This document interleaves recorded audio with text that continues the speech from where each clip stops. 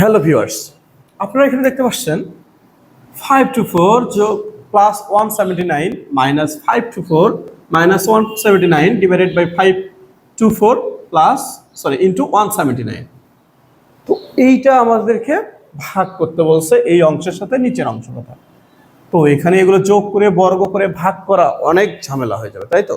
দেখেন, আমরা 5 সেকেন্ডে সলভ করে ফেলবো। শুরু করা যাক।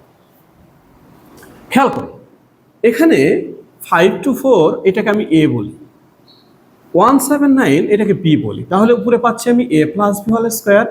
একইভাবে এখানে পাচ্ছি এ মাইনাস বি হোল স্কোয়ার, যেখানে আমরা এ ইকুয়াল বললাম 524, বি ইকুয়াল 179, তাহলে এর পরিবর্তে 524 এর পরিবর্তে এ, 179 এর পরিবর্তে বি, সেম এখানে হয়ে যাচ্ছে এ বি। আমরা কি জানি বলেন তো?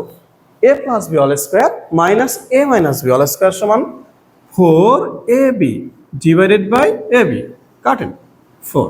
That's answer. আশা করি আমরা এটা বুঝতে পারছি।